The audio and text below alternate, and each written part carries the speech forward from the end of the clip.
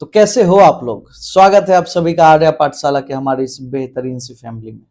मैं हूं आपका प्रेम भैया। आज मैं आपको पढ़ाने आया हूं क्लास 9th के साइंस का चैप्टर नंबर 5, जिसका नाम है the fundamental unit of life. ये है उसका लेक्चर नंबर 4। इसके अंदर जिस टॉपिक को हम डिस्कस करने जा रहे हैं उसका नाम है बेटा प्लाज्मा मेम्ब्रेन। प्लाज्मा मेम्ब्रेन बोलो या फिर सेल मेम्ब्रेन बोलो, दोनों का मतलब सेम ही होता है भैया जी। चलिए, इससे पहले कि हम प्लाज्मा मेम्ब्रेन को डिस्कस करें, आप अपने हाथ में कलम और कॉपी लेके बैठ जाइए। क्यों? क्योंकि नोट्स आप अपने हाथ से बनाइए। अगर आपका नोट्स आपके खुद के हाथ से बना होगा तो आपके सबकॉन्शियस माइंड में ये बातें ज्यादा दिनों तक बैठेंगी। नोट्स बनाने का सही तरीका है, जब मैं समझाता हूं तो उसको समझिए और फिर अपने हाथ से उसको लिखिए। अपने दिमाग से सोच के अपने वर्ड में लिखिए, वो सबसे बेस्ट नोट माना जाता है। अगर आपको लगता है कि नहीं प्रेम भैया का नोट्स बहुत अच्छा है तो फिर एज इट इज उसको उतार लीजिए, लेकिन हर एक पॉइंट को बहुत अच्छे से समझिए। आई होप मैं आपको एक बात तो दावे के साथ कह सकता हूं कि आपका अगर बेसिक क्लियर होगा तो आप जब 11th में जाएंगे वहां भी आपका परफॉर्मेंस काफी बेहतरीन होगा। जिसका बेसिक क्लियर होता है वो पूरा बायो अच्छे से निकाल जाता है। तो सेल बेसिक ही है बेटा। आपको आगे चल के नीट का तैयारी करना हो, मेडिकल में जाना हो, सीयूईटी का एग्जाम देना हो, अगर आप बेसिक अपना अच्छा कर लोगे, अगर आप अपना बेस स्ट्रांग रखोगे, अरे जिसकी जड़ स्ट्रांग होती है ना, उसको कोई आंधी तूफान नहीं हिला पाता है। चाहे जितना भी बड़ा आंधी तूफान आ जाए वो पेड़ कभी नहीं हिलता है, कभी नहीं गिरता है, याद रखना। तो जड़ को स्ट्रांग करिए। चलिए वक्त नहीं गवाते हैं और चलते हैं अपने टॉपिक प्लाज्मा मेम्ब्रेन पे। देखो, सबसे पहला बात कि क्यों क्यों प्लाज्मा मेम्ब्रेन की जरूरत क्या पड़ी। तो मैं आपको एक बात बताता हूं कि चलो मैंने तुम्हें एक ऑर्डर दिया कि जाओ जाके खाना बनाओ, बट आप तुरंत तैयार हो गए। लेकिन सवाल ये नहीं है, सवाल ये है कि मैंने आपको कहा कि खाना तुमको घर के किचन में नहीं बनाना है, बीच रोड पे बैठ के बनाना है। आप उसके लिए भी तैयार हो गए। जैसे गए बैठे खाना बनाना स्टार्ट किया, जोर जोर बहुत तेज एक आंधी तूफान आती है और आपके बर्तन को अपने साथ ले जाती है। बताओ क्या इस सिचुएशन में तुम्हारा खाना बन पाएगा क्या? सोचो वो आंधी तूफान बारिश में बदल गए और वो 4 दिन तक रह गए, तो 4 दिन तक क्या आप सही से खाना बना पाओगे क्या? नहीं। इसलिए हमने क्या किया बेटा, घर बनाया, घर और उसका दीवाल दिया। तो दीवाल ही वो है जो हमें प्रोटेक्ट करता है। अब मैंने तुम्हें बोला जाओ जाके किचन में खाना बनाओ, बाहर आंधी आए, तूफान आए, कुछ भी आए, क्या तुम पे कोई फर्क पड़ता है क्या? अरे हाँ कि ना? तुम आराम से खाना बना लोगे कि नहीं? हाँ कि ना? तो बस वही है बेटा। तो आप जब किचन में खाना बनाते हो तो क्या ऐसा है जो तुमको प्रोटेक्ट कर रहा है, बाहर के एनवायरनमेंट से बचा रहा है? आपके घर का दीवाल। उसी तरीके से प्लाज्मा मेम्ब्रेन भी सेल का दीवाल है, जो कि क्या करता है, सेपरेट करता है अंदर के एनवायरनमेंट में। अंदर में किसी एंजाइम को बनाना है, कोई प्रोटीन को बनाना है, या किसी खाने को बनाना है, मान लो क्लोरोप्लास्ट ग्रीन स्ट्रक्चर, उसको खाना बनाना है, या खाना को तोड़ के एनर्जी जनरेट करना है, तो अंदर इतना सारा काम कंटिन्यूअसली चल रहा होता है। समझे कि नहीं? तो इसलिए ना जरूरी है ना कि उसके आसपास भी क्या करो, दीवार घेर दो, जिससे वो अपना काम आसानी से कर सके, उसको बाहरी एनवायरनमेंट से कोई दिक्कत ना हो। क्या कोई दिक्कत है? अच्छा भैया जी कोई दिक्कत नहीं है। तो ये क्या है कि प्लाज्मा मेम्ब्रेन सबसे पहला पॉइंट है कि ये आउटर कवरिंग है। क्या है? Outer covering. ठीक है, समझ में।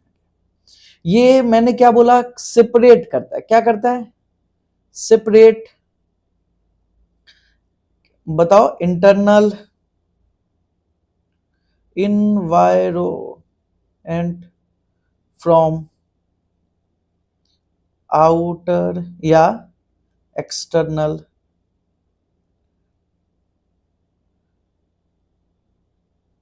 environment। ये अपना देख लेना, ठीक है। चलो तीसरा पॉइंट क्या है भैया? तीसरा बहुत इंपॉर्टेंट पॉइंट ये है कि ये जो मेम्ब्रेन होता है वो सिलेक्टिव परमिएबल होता है। मान लीजिए आपके घर के गेट पे आ गया 4 आदमी, सोनी, पप्पू, जप्पू, श्याम, पिपल, सब आ गए, 5 आदमी आ गए आपके गेट पे। बट आपको मन है उनमें से कोई 3 ही आए। तो घर के गेट पे आके कोई नॉक करता है तो आप डिसाइड करते हो ना कि आपके घर में कौन आएगा और कौन नहीं आएगा, ठीक है। उसी तरीके से प्लाज्मा मेम्ब्रेन क्या करती है, ये डिसाइड करती है कि इसके अंदर कौन आएगा। मान लो 3 आके खड़ा है इसके गेट पे, कैल्शियम, सोडियम, पोटेशियम, ये सब नया नया लग रहा होगा, कोई बात नहीं। तो 3 मेंबर आके खड़े हैं इनके गेट पे। इनको लगता है कि अगर हमको सिर्फ सोडियम पोटेशियम का काम है तो उसी को अंदर आने देंगे, इनको लगेगा अगर हमको कैल्शियम का काम है तो उसी को अंदर आने देंगे। मान लो ग्लूकोज और प्रोटीन दोनों आगे खड़े हैं तो इसको लगेगा कि नहीं भैया अभी सिर्फ और सिर्फ हमको ग्लूकोज का काम है तो उसी को अंदर आने देंगे। तो ये सिलेक्टिव परमिएबल होते हैं। क्या होते हैं? सिलेक्टिव परमिएबल होते हैं। इसको लिखने की कोई जरूरत नहीं। ठीक है, ये क्या होते हैं बेटा? सिलेक्टिव परमिएबल मेम्ब्रेन होता है। क्या होता है? Selective permeable membrane. ठीक है ना, समझ में आया कि नहीं? ये सिलेक्ट करता है कि कौन आएगा अंदर कौन नहीं आएगा। चौथा सबसे इंपॉर्टेंट पॉइंट है बेटा, ये लिपिड एंड प्रोटीन के मिलने से बनता है, और तो और इसमें क्या होता है? कार्बोहाइड्रेट भी होता है। लेकिन ये आपके बुक में नहीं दिया हुआ है तो आपको नहीं याद करना है, आपको सिर्फ याद करना है कि ये किससे बना है? लिपिड और प्रोटीन से मिलकर बना है। अब जो बेटा लिपिड होता है, वो लिपिड क्या होता है कि सेमी फ्लूइड नेचर का होता है। सेमी का मतलब भैया आधा फ्लूइड होता है। अरे बाल में कभी जेल लगाए हो? तो जो जेल होता है वो आधा फ्लूइड नेचर का होता है, समझे कि नहीं? बस वही मैं तुमको समझाना चाह रहा हूं कि जो लिपिड है ना वो सेमी फ्लूइड नेचर का होता है। तो कैसे अरेंज होता है? देखिए मैं इतना सा काट के आपको दिखा रहा हूं कि कैसे होता है। ये कुछ इस तरीके से सेल,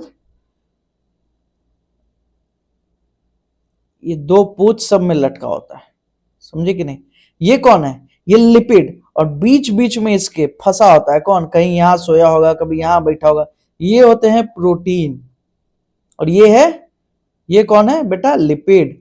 और यही प्रोटीन, ये छोटा सा स्ट्रक्चर मैंने काट के आपको दिखाया है, ये छोटू सा स्ट्रक्चर को हम काट के जूम करके, ये ऐसे गोला हो जाएगा और ये भी ऐसे गोला हो जाएगा, और ये मेम्ब्रेन, प्लाज्मा मेम्ब्रेन का फॉर्मेशन करेगा। क्या कोई दिक्कत है? तो हम आपको यही समझाना चाह रहे हैं कि ये जो है ना, ये सेमी फ्लूइड, ये लिपिड जो होता है ये सेमी फ्लूइड नेचर का होता है, सेमी फ्लूइड।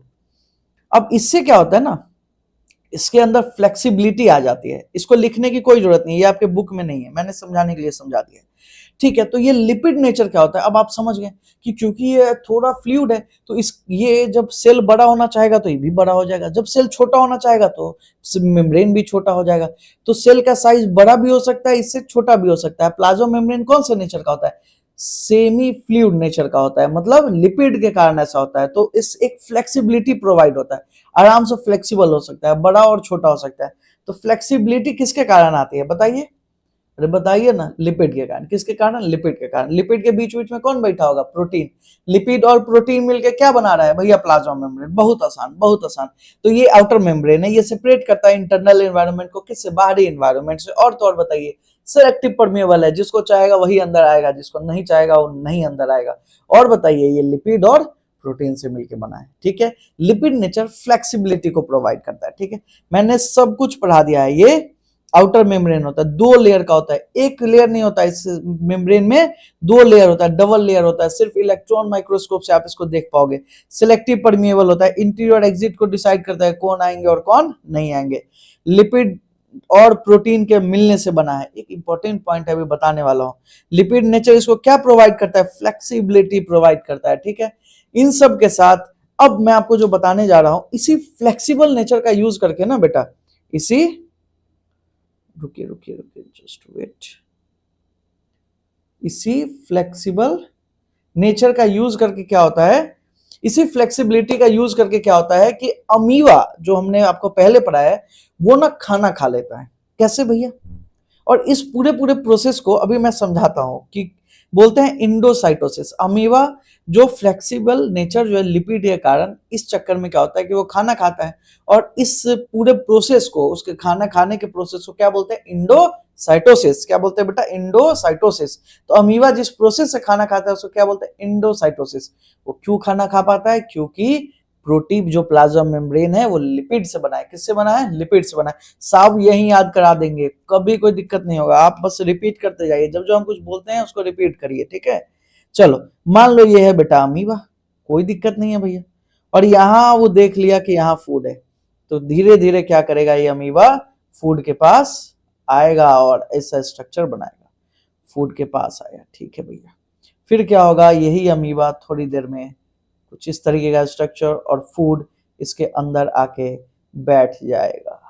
ठीक है, और ये फूड का ये डाइजेशन करेगा और अपने इस्तेमाल में ले लेगा। ये फूड का अंदर आना बेटा, ये प्रोसेस कहलाता है इंडोसाइटोसिस। इंडोसाइटोसिस हो पाता है बिकॉज ऑफ, BCZ को बिकॉज बोलते हैं, बिकॉज आप सही से ही लिखो बच्चे हो, because of what, lipid nature, because of flexibility of plasma membrane. Why? Due to lipid nature. क्या कोई दिक्कत है तुमको? क्या कोई दिक्कत है तुमको? नहीं ना भैया। ये प्रोसेस जिससे अमीबा खाना खाता है इसको क्या बोलते हैं? इंडोसाइटोसिस बोलते हैं भैया, बता तो दिया। ये क्यों हो पाता है? Due to flexible nature of plasma membrane. Flexibility कैसे आई? क्योंकि लिपिड है ना जो बनाया है प्लाज्मा मेम्ब्रेन को। कोई दिक्कत है क्या? नहीं ना। चलो आगे चलते हैं। यहां तक समझ में आ गया भैया? आपने सुना होगा कि दो तरीके मेम्ब्रेन होते हैं, एक तो सिलेक्टिव और दूसरा होता है सेमी। भैया ये क्या है सेमी और सिलेक्टिव? सेमी तुम्हारे अंदर नहीं है, तुम्हारे अंदर कौन है? सिलेक्टिव। सिलेक्टिव का क्या मतलब होता है? वही अंदर आएगा जिसको प्लाज्मा मेम्ब्रेन कहेगा कि आना है, जिनको अलाउ नहीं करेगा वो नहीं आएगा। लेकिन सेमी परमिएबल ऐसा नहीं होता। सेमी परमिएबल मेम्ब्रेन एक ऐसा मेम्ब्रेन होता है जो साइज पे डिपेंड करता है। अगर मान लो इतना छोटा उसका साइज डिसाइड हो गया कि इतने छोटे साइज से जो भी छोटा आएगा वो ढुक जाएगा, जो उससे बड़ा होगा वो नहीं आएगा, तो बस साइज पे डिपेंड करता है। बट हमारे अंदर साइज पे डिपेंड नहीं करता, ये सिलेक्टिव है। ये साइज छोटा आएगा या बड़ा आएगा ये प्लाज्मा मेम्ब्रेन डिसाइड करेगी कि उसको अंदर आना है कि नहीं आना है। समझ में आया कि नहीं? ये किसी भी ऑर्गेनिज्म के अंदर नहीं है। क्या लिविंग ऑर्गेनिज्म के अंदर सिलेक्टिव परमिएबल मेम्ब्रेन पाया जाता है। कोई दिक्कत है क्या? नहीं भैया कोई दिक्कत नहीं। समझो, डिफ्यूजन एक बहुत इंपॉर्टेंट प्रोसेस है। अगर आप इसको समझिएगा तो आप ना आगे बहुत तगड़ा परफॉर्मेंस दीजिएगा। इस पूरे प्लाज्मा मेम्ब्रेन में आपको क्वेश्चन कहीं से भी आए, चाहे कितना भी बड़ा कॉम्पिटिटिव एग्जाम हो, अगर आपने डिफ्यूजन को समझा है ना, तो प्लाज्मा मेम्ब्रेन के टॉपिक में डिफ्यूजन को मिला के थोड़ा कॉम्प्लिकेटेड क्वेश्चन बनाते हैं। तो आपको एक बात का ख्याल रखना है कि एग्जाम चाहे जहां का भी होगा हम सब क्रैक कर जाएंगे। डिफ्यूजन अच्छे से आना चाहिए। डिफ्यूजन क्या है भैया? आप बचपन से पढ़ते आ रहे हो।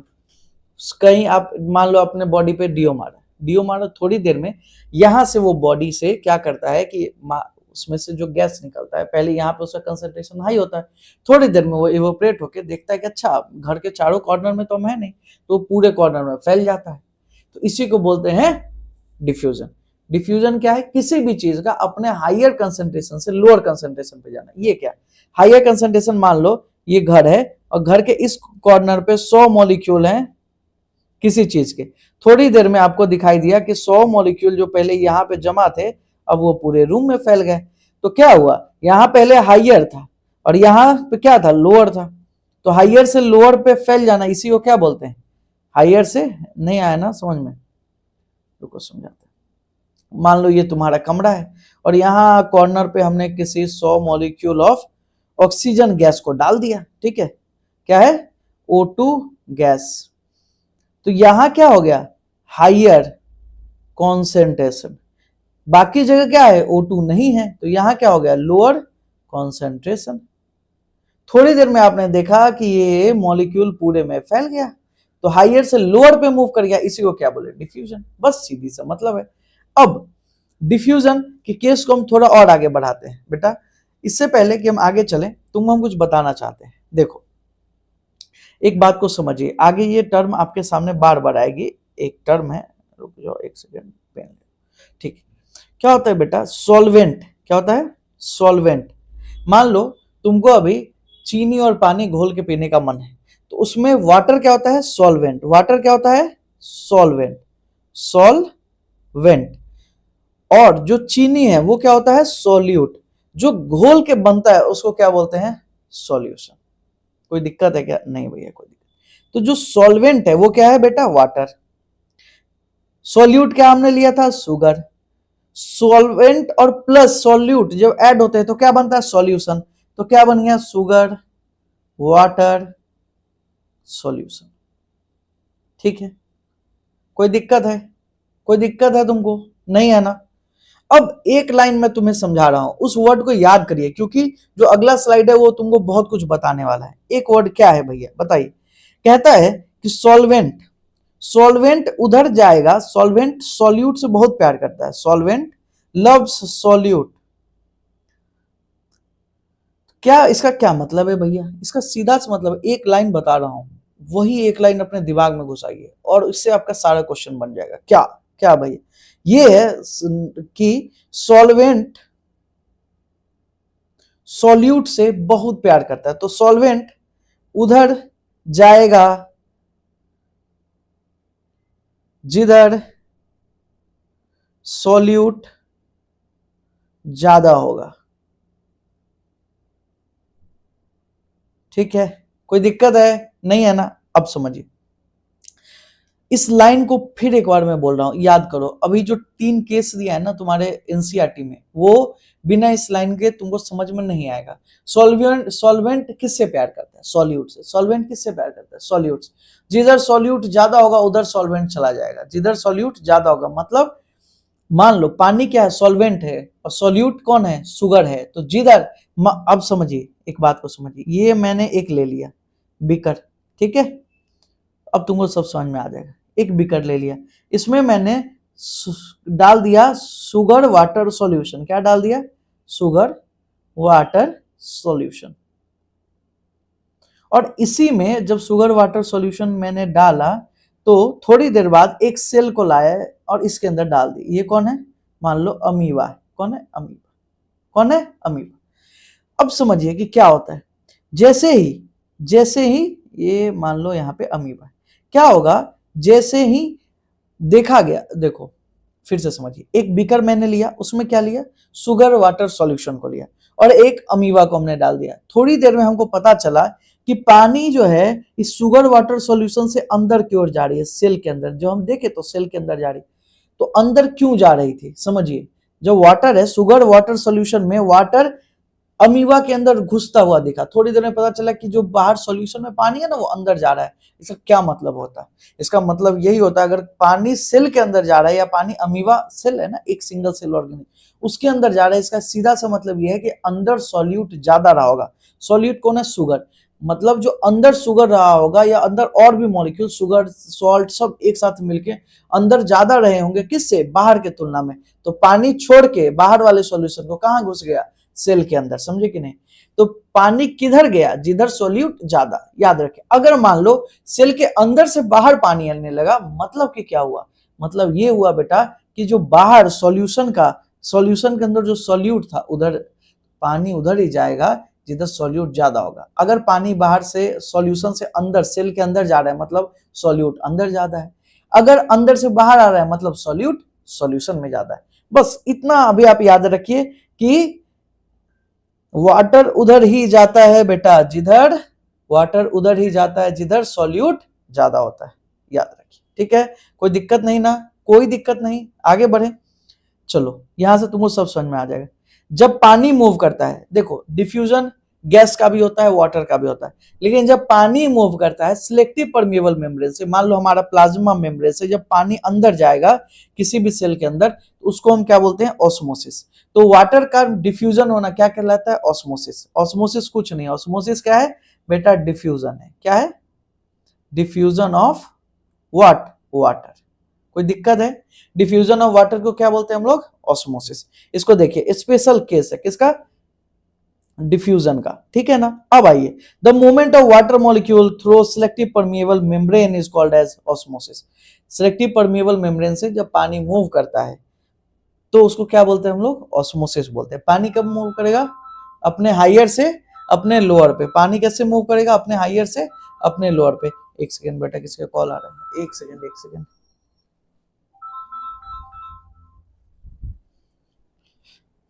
सॉरी आप डिस्टर्ब हुए, रियली सॉरी। ठीक है, चलो। तो पानी किधर जाएगा? जिधर सॉल्यूट ज्यादा होगा। पानी किधर जाएगा? जिधर सॉल्यूट ज्यादा होगा। ठीक है ना? कोई दिक्कत तो नहीं है आपको? डिफ्यूजन ऑफ वाटर क्या कहलाता है? Osmosis through selective permeable membrane. ये नीचे वाला ये लाइन मैं आपको दोबारा आके समझाऊंगा, अभी आप समझिए। हाइपोटोनिक का क्या मतलब होता है भैया? इसको समझिए। ये 3 केस है। 3 केस क्या है? ये बोला कि आपने ना शुगर सॉल्यूशन या सॉल्ट सॉल्यूशन ले लिया। अरे कुछ नहीं, पानी लिया, उसके अंदर चीनी डाला और घोल दिया, ठीक है? या नमक डाला, घोल दिया, वो शुगर सॉल्यूशन या सॉल्ट सॉल्यूशन, ठीक है? कहता है कि जब उसके अंदर आप प्लांट को या फिर एनिमल किसी के भी सेल को डालते हो, तो क्या होता है वो फेनोमेना आपको दिखा रहा है। मान लो मैंने एक एनिमल का सेल लिया और इसके अंदर क्या किया, डाल दिया। ठीक है भैया, डाल दिया। यहां हाइपो का क्या मतलब होता है, अभी समझिएगा। हाइपो का मतलब होता है कम। हाइपो का क्या मतलब होता है, कम। हाइपो का क्या मतलब होता है, लो किसका, कंसेंट्रेशन। हाइपो का मतलब होता है कम, हाइपो का मतलब होता है कम। लो सॉल्यूट कंसेंट्रेशन इन सॉल्यूशन। समझिए, हाइपो का मतलब होता है कम, तो हाइपोटोनिक किसके लिए बोल रहा है, सॉल्यूशन के लिए, हाइपोटोनिक सॉल्यूशन। तो ये इसका क्या मतलब हो गया, हाइपो का मतलब होता है low solute concentration in solution than cell. यहां क्या, आइसो का मतलब होता है same solute, same solute concentration. Hyper का क्या मतलब होता है, more solute concentration in solution than where cell. अब आपको कुछ दिमाग में खुला होगा। हाइपो का मतलब होता है भैया कम, हाइपो का मतलब होता है कम, मतलब सॉल्यूशन में क्या है, इस सॉल्यूशन में क्या है, इसमें क्या है, लो सॉल्यूट, इसमें क्या है, सेम सॉल्यूट, और हाइपर में क्या है, हाई सॉल्यूट कंसेंट्रेशन। ठीक है भैया जी, सब समझ में आ गया। अब सीधा से तुम बताओ, पानी किधर मूव करेगा, पानी उधर मूव करेगा जिधर सॉल्यूट ज्यादा होगा, पानी उधर मूव करेगा जिधर सॉल्यूट ज्यादा होगा। तो भैया इधर लो सॉल्यूट है, कम है, तो वाटर किधर से किधर जाएगा, आप बताइए।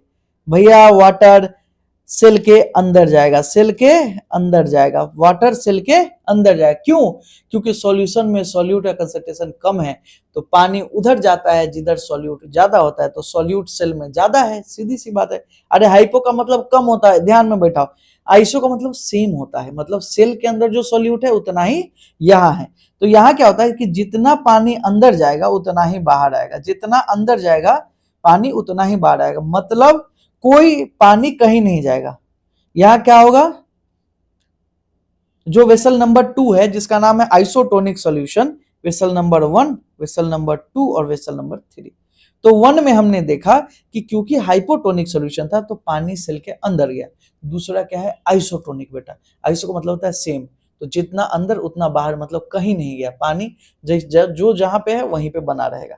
हाइपर का मतलब होता है ज्यादा, सॉल्यूशन में सॉल्यूट का कंसंट्रेशन ज्यादा है, मतलब जिधर ज्यादा, मतलब इधर सॉल्यूट का कंसंट्रेशन कहाँ ज्यादा है, सॉल्यूशन में, बाहर, सेल के बाहर, तो पानी बाहर आएगा, पानी बाहर आएगा, पानी बाहर आएगा। अब आपसे मैं पूछता हूं, जब इस सेल के अंदर पानी, पहले वेसल नंबर 1 पे ध्यान दीजिए, हाइपोटोनिक सॉल्यूशन, पानी कहां गया, जिधर ज्यादा सॉल्यूट था, मतलब सेल के अंदर। सेल के अंदर जब पानी जाएगा तो सेल के मेम्ब्रेन पे, प्लाज्मा मेम्ब्रेन पे प्रेशर लगाएगा तो सेल फूल जाएगा, क्या होगा, सेल मोटा हो जाएगा। तो पहला केस में क्या हो गया, सेल स्वेल, सेल का साइज बड़ा हो जाएगा, ठीक है। दूसरे केस में क्या हो गया, नो चेंज इन साइज, ठीक है। तीसरे केस में क्या होगा, बताओ बताओ, सेल श्रिंक। अरे यार, ये इस केस में क्या होगा, सेल श्रिंक कर जाएगा, छोटा हो जाएगा। थोड़ी देर बाद क्या होगा, सेल आपको, क्योंकि पानी सब तो उसको तुम बाहर निकालिए ना हाइपरटोनिक सॉल्यूशन में, मतलब कोई सेल डाले, मान लो उसका तुमको वाटर निकालना है, ठीक है, प्लस साइटोप्लाज्म के अंदर जो पानी मौजूद होगा उसको बाहर करना है, तो क्या करोगे, उसको हाइपरटोनिक में डाल दो। एक ग्लास लो, उसके अंदर बढ़िया से नमक डाल लो, मिला दो, उसके अंदर फिर सेल डाल दो, पता चलेगा उसका सारा पानी साइटोप्लाज्म का बाहर आ गया। अब देखिए क्या करिए, आपको अगर सेल को फुलाना है तो क्या करिएगा, एक ग्लास लीजिए, उसके अंदर या तो चीनी नहीं डालिए, नहीं तो क्या करिए, थोड़ा सा एकदम चीनी डाल दीजिए, मिला दीजिए, ठीक है, और फिर उसके अंदर सेल को डाल दीजिए। पानी कहां से, बाहर से पूरा अंदर चला जाएगा और सेल फूल जाएगा, ठीक है ना। आइसोटोनिक में कुछ नहीं होता है, ठीक। अब इन सारे सिचुएशन के साथ मैं तुमको एक और शब्द समझाना चाह रहा हूं, जिसको समझिए कि जब पानी हाइपोटोनिक में, वेसल नंबर 1 पे ध्यान दीजिए, हाइपोटोनिक में पानी अंदर जा रहा है, तो जिस समय पानी अंदर जाता है ना, तो ऐसा तो कोई मुंह बंद नहीं है कि पानी अंदर जा रहा है तो सिर्फ अंदर ही जाएगा। तो मान लो 20 मॉलिक्यूल अंदर गया, उसमें एक मॉलिक्यूल बाहर आ जाता है, तो जो फ्लो ऑफ वाटर है दोनों साइड होता है, मतलब पानी अंदर भी जाता है और बाहर भी आता है। अरे समझ में आ रहा है ना, एक बीकर है उसके अंदर हमने सेल को डाल दिया तो नेट फ्लो अंदर है, मतलब ज्यादा पानी अंदर जाएगा और सेल फुल जाएगा। इसका ये मतलब नहीं है कि पानी बाहर नहीं आएगा, बस भाई सब पानी दौड़ भाग कर रहा है उसमें 100 मॉलिक्यूल लेकिन ज्यादा अंदर गया है, 5 मॉलिक्यूल बाहर आ गया है। तो पानी का फ्लो हमेशा किधर होता है, डिफ्यूजन में वाटर किधर, दोनों साइड फ्लो करता है। अगला क्वेश्चन बनाइए, तो फ्लो ऑफ वाटर, यहां से तुमको समझ में आएगा, flow both flow of solvent in both direction, ये भी और ये भी, दोनों सब के अंदर जब भी डिफ्यूजन होगा तो जब सॉल्वेंट फ्लो करेगा तो मान लो ये हाइपोटोनिक है तो ज्यादा, देखो ये विकर नंबर 1 में मैं तुमको समझा रहा हूं, ज्यादा अंदर जाएगा, ज्यादा क्या होगा, अंदर जाएगा, मतलब 100 अगर अंदर गया एक कोई बाहर आ जाएगा। ये हाइपर है, ये हाइपर है, ये हाइपर है, तो हाइपर में क्या होता है, पानी ज्यादा बाहर आएगा, ज्यादा पानी बाहर आएगा तो कोई थोड़ा, अगर 100 मॉलिक्यूल बाहर आ गया तो 5 मॉलिक्यूल अंदर जाए। तो पानी का फ्लो दोनों तरफ होता है, जो सॉल्वेंट है वो दोनों तरफ फ्लो करता है, इतना याद रखिए। लेकिन net flow, net flow, net flow hypotonic में किधर था बताओ, cell towards inside the cell. यहां आइसोटोनिक में नो नेट फ्लो, या फिर बोल सकते हो जीरो फ्लो, कोई फ्लो नहीं हुआ, जितना पानी अंदर जाएगा उतना ही बाहर आ जाएगा। मतलब अब ना सेल के पानी अंदर बढ़ेगा ना घटेगा, बात बराबर रहेगा आइसो में। क्यों, क्योंकि सॉल्यूट का कंसंट्रेशन दोनों तरफ सेम है, पानी उधर जाएगा जिधर सॉल्यूट जा। हाइपर में क्या होता है, सॉल्यूट, हाइपर का मतलब ज्यादा, तो सॉल्यूट का कंसंट्रेशन बाहर सॉल्यूशन में ज्यादा है तो सेल को छोड़ के पानी बाहर आ जाएगा। तो जब बाहर आएगा तो नेट फ्लो किधर होगा बताइए, net flow towards solution, net flow towards solution, और आप बोल सकते हो outside the cell, that's it. अब बताइए हाइपोटोनिक का मतलब क्या होता है बेटा, सेल साइज, क्या बताओ बताओ, हाइपोटोनिक में cell size, cell swell up, swell कर जाएगा। इसके अंदर बताओ आइसोटोनिक में नो चेंज, और जब हाइपरटोनिक की बात करेंगे तो सेल को छोड़ के पानी बाहर आया तो सेल श्रिंक कर जाएगा, सेल क्या होगा, श्रिंक कर जाएगा। बस इतना आप ध्यान में रखिए, यहाँ पे टॉपिक खत्म होता है। अब इसको आप पढ़िए, हाइपरटोनिक का मतलब क्या होता है, समझ में आया कि मीडियम हैज, मीडियम के पास क्या होगा, जो सॉल्यूशन है उसके पास लो सॉल्यूट कंसंट्रेशन होगा, ठीक है। तो सेल क्या करेगा, गेन करेगा पानी को, सेल क्या करेगा, गेन करेगा, और सेल स्वेल अप हो जाएगा। इसको पढ़िए, मैंने सब पढ़ा दिया है, इसको आप एक बार खुद से पढ़िए, आपको सब समझ में आएगा। अच्छा, इन सब के साथ अब ना बेटा थोड़ा एक शब्द को समझने का कोशिश करिए, मैं आपको समझाता हूँ। नहीं आए समझ में तो कोई बात नहीं, भूल जाना, बट कोशिश करो।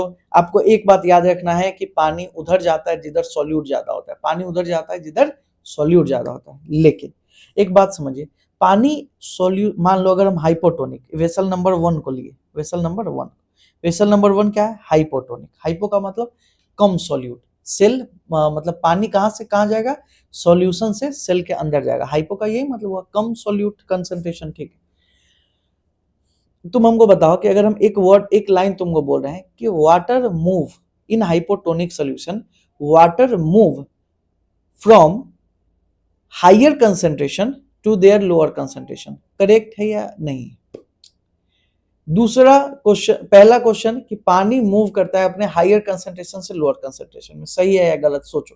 तब तक मैं दूसरा क्वेश्चन आपसे करता हूं कि बताओ कि water move from lower concentration of solute to higher concentration. देखो मेरे पास खाली पेज नहीं है, चलो फिर भी मैं आपको एक क्वेश्चन तो पूछूंगा, ठीक है। इस क्वेश्चन को लिख लो तुम लोग, क्वेश्चन लिखिए कि water move from higher concentration to lower concentration in hypotonic solution।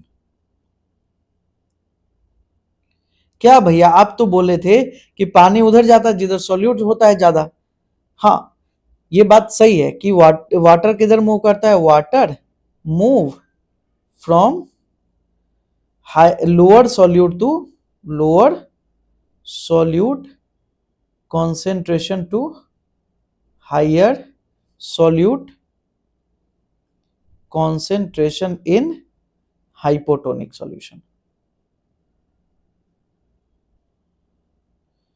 देखो दोनों ट्रू है, पहला भी ट्रू है, याद रखो दूसरा भी ट्रू है।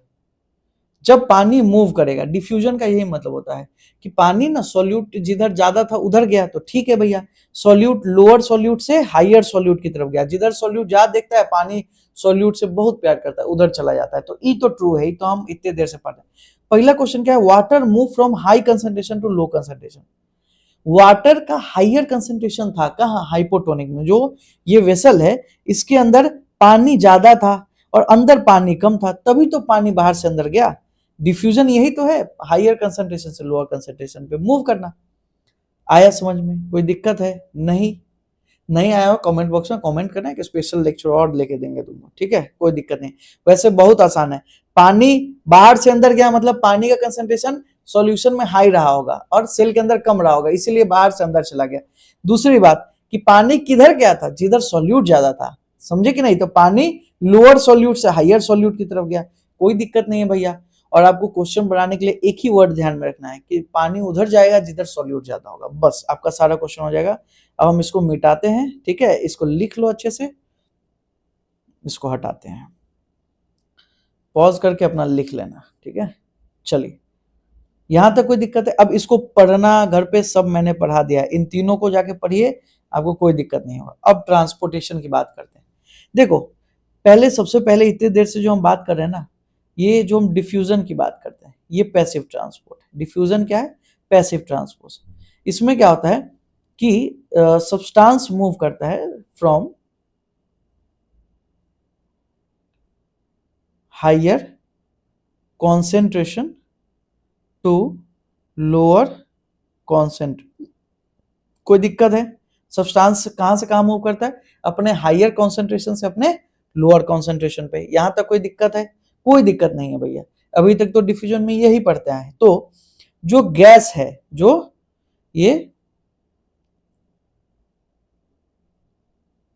जो गैस है एंड जो वाटर है, gas and water in our cell, हमारे सेल के अंदर मूव विथ डिफ्यूजन। डिफ्यूजन का यूज करके ये जाता है। अच्छा, ये क्योंकि अपने हायर कंसेंट्रेशन से अपने लोअर कंसेंट्रेशन पे जा रहा है, तो ये आपको दिख रहा है टुवर्ड्स कंसेंट्रेशन ग्रेडियंट है। कंसेंट्रेशन ग्रेडियंट मतलब अपने हायर से अपने लोअर पे जा रहा है, उसको क्या बोलते हैं? Towards concentration gradient. क्या आपको कोई एनर्जी खर्च करना पड़ रहा है इसके लिए? नो नीड ऑफ एनर्जी, इसके लिए आपको कोई पैसा खर्च करने की जरूरत नहीं है। बाहर ज्यादा है अंदर कम है, अपने आप चला जाएगा। बाहर कोई चीज ज्यादा है सेल के बाहर, अंदर कम है तो अपने आप चला जाएगा। तो इससे दो चीज, एक हमारे बॉडी में गैस और दूसरा क्या है? वाटर। ये किससे मूव करता है? With the help of diffusion, याद रखिए। अब देखो हमारे बॉडी में जो मिनरल है, क्या है? मिनरल या फिर न्यूट्रिशन, ये यूज करते हैं एक्टिव एनर्जी को। एक्टिव का मतलब क्या होता है? Against concentration gradient. Concentration gradient. कोई दिक्कत है? अगेंस्ट का मतलब क्या है? From lower concentration to higher. भैया इसका मतलब समझ में नहीं आया। देखो मान लो ये सेल है, ये सेल है और अंदर पहले से 100 मॉलिक्यूल प्रेजेंट है, किसके? ग्लूकोज के, और बाहर 2 मॉलिक्यूल प्रेजेंट है। तो अब बाहर ब्लड में क्यों छोड़े सेल उस ग्लूकोज को? ग्लूकोज को अपने अंदर रख लेगा और जमा कर लेगा। तो अब क्या करना होगा? ये कंसेंट्रेशन यहाँ बाहर लोअर है और अंदर हायर है कंसेंट्रेशन, तो क्या करेगा? ये एनर्जी को खर्च करेगा। क्या करेगा? एनर्जी को खर्च करेगा और यहाँ पे, तो यहाँ पे क्या करेगा? ये 3 मॉलिक्यूल को भी अंदर ले लेगा। समझ में आया? तो ये अगेंस्ट कंसेंट्रेशन ग्रेडियंट है, लोअर कंसेंट्रेशन से हायर पे मूव होता है और इसमें नीड एनर्जी, एनर्जी नीड होता है इसके अंदर, ठीक है। इसको क्या चाहिए होता है? एनर्जी। अब देखो इससे तुमको समझ में नहीं आया तो एक बात समझिए, आप अपने घर में मोटर चलाते हो जिससे पानी धरती के अंदर से उठ के टंकी के अंदर जाके जमा हो जाता है। तो यही होता है ना, छत पे टैंक के अंदर जाके जमा हो जाता है। इसके लिए आपको क्या करना होता है कि अगेंस्ट कंसंट्रेशन ग्रेडियंट, पानी छत से नीचे तो अपने आप आ जाएगा टुवर्ड्स ग्रेविटी, लेकिन आप क्या कर रहे हो, नीचे से ऊपर लेके जा रहे हो, तो आपको क्या करना पड़ता है, अगेंस्ट कंसंट्रेशन। कंसंट्रेशन की बात नहीं, आप अगेंस्ट काम कर रहे हो ना, समझे कि नहीं। पानी छत से नीचे, आसमान से नीचे अपने आप आ जाता है, क्या नीचे से ऊपर जाते देखे हो क्या पानी को, नीचे से ऊपर की तरफ बरसा होता है, नहीं, ऐसा नहीं होता है ना। ये ऐसा क्यों हो रहा है, टुवर्ड्स ग्रेविटी के कारण नीचे आ जाता है, ग्रेविटेशनल फोर्स के कारण। तो हमको क्या करना होता है, एनर्जी खर्च करना होता है, मोटर चलाना पड़ता है। मोटर से फिर एनर्जी कैसे भैया खर्च हुआ, आप बिजली का यूज कर रहे हो, बिजली बिल भरते हो, तो हुआ ना एनर्जी का खर्च। उसी तरीके से ये जो है हमारे अंदर जो मिनरल और न्यूट्रिशन है, ये एनर्जी खर्च किया जाता है, तब हम लोग सेल के अंदर लेते हैं। ये अगेंस्ट कंसंट्रेशन ग्रेडियंट होता है, और गैस और वाटर को सीधा अंदर ले लेते हैं। ट्रांसपोर्टेशन ऑफ गैस, अब समझिए, हम बात करते हैं गैस का कैसे होता है ट्रांसपोर्टेशन इनसाइड सेल।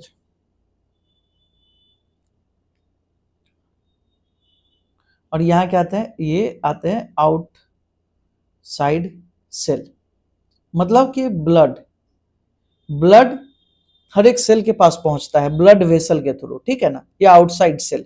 अब समझिए इनसाइड सेल क्या होगा, कि इनसाइड सेल क्या होगा कि कंसेंट्रेशन ऑफ CO2 ज्यादा है, CO2 मोर, और ब्लड के अंदर कंसेंट्रेशन ऑफ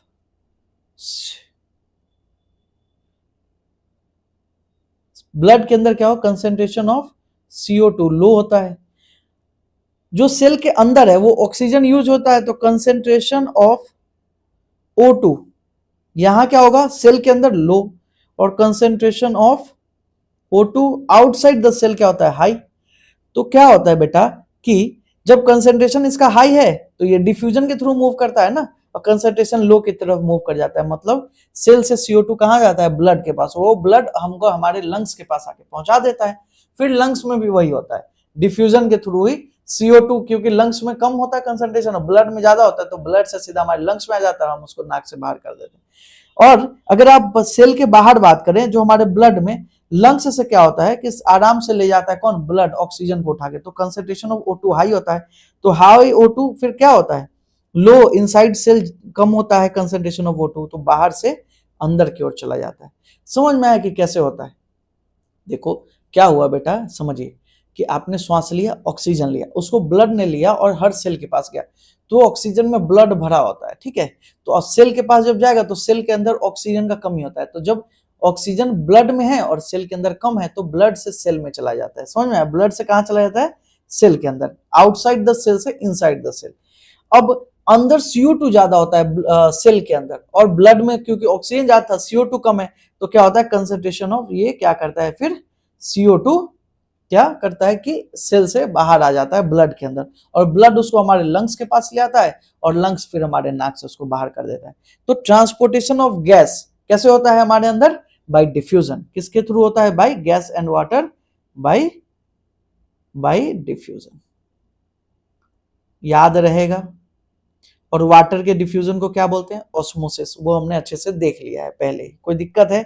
अब देखो ये क्या बोल रहा है, पैसिव ट्रांसपोर्ट। पैसिव का मतलब जिसमें आपको एनर्जी खर्च करने की जरूरत नहीं है, ये हायर कंसंट्रेशन से लोअर कंसंट्रेशन पे मूव होता है। यूनिसेलुलर फ्रेश वाटर जो ऑर्गेनिज्म है, कौन ऑर्गेनिज्म है, जो भी यूनिसेलुलर है, सिंगल सेल का ऑर्गेनिज्म है, जो पानी के अंदर रहता है, वो क्या करता है, अपने अंदर पानी को गेन करता है थ्रू किसके थ्रू, ऑस्मोसिस के थ्रू। या जो हमारा प्लांट का सेल है वो भी पानी कैसे उठाता है, ऑस्मोसिस के थ्रू, ठीक है। क्या कोई दिक्कत है। या हमारा जो रूट है, प्लांट का रूट, आपको पता होगा कि धरती से पानी प्लांट खींचता है धरती के अंदर से, और अपने लीफ तक उसको लेके जाता है। ये कैसे लेके जाता है, यही डिफ्यूजन के थ्रू लेके जाता है। क्या करता है, डिफ्यूजन के थ्रू लेके जाता है। डिफ्यूजन मतलब रूट के अंदर क्या होता होगा, सॉल्यूट कंसंट्रेशन ज्यादा होता होगा, तभी तो पानी का कंसंट्रेशन रूट में ज्यादा, रूट के बाहर ज्यादा होता होगा। तो बाहर से क्या करता है, पानी सीधा रूट में आ जाता है, समझे कि नहीं, और फिर वहां से फिर ऊपर की ओर प्लांट के ऊपर आ जाता है। वायरस बेटा, वायरस के पास कोई सेल मेम्ब्रेन नहीं होता है, वायरस एक नॉन लिविंग है, आपके बॉडी के बाहर रहता है, ठीक है। ये लिविंग नॉन लिविंग कॉन्ट्राडिक्टरी है, समझे कि नहीं। आपके बॉडी के अंदर जाता है इसका DNA, ठीक है, और आप ही के बॉडी के सेल को यूज करता है, पूरे मैकेनिज्म को यूज करता है। सिर्फ उसका जैसे न्यूक्लियस में कैसे अपना क्रोमोजोम था, उसी तरीके से सिर्फ उसका क्रोमोजोम होता है, और वो हमारे सेल को पूरा कब्जा कर लेता है कि नहीं भैया हम जैसे कहेंगे वैसे ही काम करना है, तो पूरे सेल पे उसका कब्जा हो जाता है और वो अपने से हमारे सेल को कंट्रोल में ले लेता है और उस हिसाब से काम करता है। क्या इसके पास कोई सेल मेम्ब्रेन होता है? नहीं, ये इसके पास सेल मेम्ब्रेन, वायरस के पास कोई सेल मेम्ब्रेन नहीं होता है। इतना बात आप अपने ध्यान में रखिए, ठीक है। कुछ क्वेश्चन है, इसको सॉल्व करिए, फिर आप भी अपने घर जाइए। मिलते हैं अगले क्लास में। उसके बाद nuclear region of prokaryotic cell is called as nuclear, ये है ट्रू। ये क्या है बेटा? रुको, पहला क्या है? True. Plasma membrane are selective permeable, selective permeable होता है, ट्रू है। Amoeba eat food due to flexible nature of plasma membrane by the process of called what? Endocytosis. अच्छा, फ्लेक्सिबल नेचर प्लाज्मा मेम्ब्रेन का क्यों होता है? लिपिड के कारण। Hypotonic solution, meaning hypotonic solution, solution है बेटा, इसका मीनिंग क्या होगा? मतलब लोअर सॉल्यूट कंसेंट्रेशन इन, कहा? सॉल्यूशन के अंदर। हाइपो का मतलब होता है कम, सॉल्यूट सॉल्यूशन। अरे समझ में आया कि नहीं? कोई दिक्कत है? हो गया बेटा, इतना ही क्वेश्चन था, बनाइए, ठीक है। और हाइपर, हाइपो एंड वो बार बार रिपीट करके देखिए, अगर नहीं समझ में आए, समझ में आएगा, फिर भी दिक्कत हो तो प्लीज आप कमेंट बॉक्स में कमेंट करिए। हमारे टेलीग्राम चैनल को जाइए, वहां जाके उसको ज्वाइन करिए, वहां आपको नोट्स मिलेगा। हमारे इंस्टाग्राम को जाके फॉलो करिए, सबका डिस्क्रिप्शन बॉक्स में लिंक दिया हुआ है, आप जाइए फॉलो करिए। आपको कोई भी दिक्कत हो, देखो मैं हर एक टॉपिक को तोड़ तोड़ के अच्छे से पढ़ा रहा हूँ। जो बच्चा अभी से पढ़ रहा है ना, उसको मैं बायो में बेस्ट बनाऊंगा, that's my promise to you all, ठीक है। और अगर आप अपने काम के प्रति सजग हो, अगर आप डेफिनेटली जो मैं पढ़ा रहा हूँ उसको सही से कर रहे हो, तो वादा है हमारा कि जो एवरेज बच्चा है 11-12 का, उनसे भी जाके आप बात कर लीजिए, आप कहीं ना कहीं एक अच्छे मोड पे आपको अपने आप को पाएंगे। आपका जो मैं पढ़ा रहा हूँ कुछ भी बाहर नहीं है बेटा, आप ही के बुक का है, एनसीईआरटी का ही है, बट 11th में भी सेम एनसीईआरटी है, थोड़ा थोड़ा ज्यादा पढ़ा दिया गया है। आप अभी ध्यान दीजिए, आप अपने क्लास के बेस्ट परफॉर्मर होंगे, ये मेरा वादा है आपसे। मेरे कंटेंट में कोई कमी नहीं है। आप जाके जिस भी यूट्यूब चैनल पे, जिस भी चैनल पे जाके आप देखना चाहते हैं देखिए, आपको पता चल जाएगा। बाकी भरोसा रखिए मेरे ऊपर, है ना। बहुत जल्द क्वेश्चन का एक भंडार भी आपको मिलने जा रहा है, बहुत जल्द हम आपके लिए अपना वेबसाइट लेके आ रहे हैं, ठीक है ना। और ये खुशखबरी जल्दी हम आपको देंगे, ठीक है। तो आप पढ़ते रहिए, आप आगे बढ़ते रहिए, आपको कोई दिक्कत नहीं होगा। एनसीईआरटी का क्वेश्चन सॉल्व करिए, आपसे सब क्वेश्चन बनेगा, ठीक है। मिलते हैं अगले वीडियो में दोस्तों, तब तक के लिए जय हिंद, जय भारत।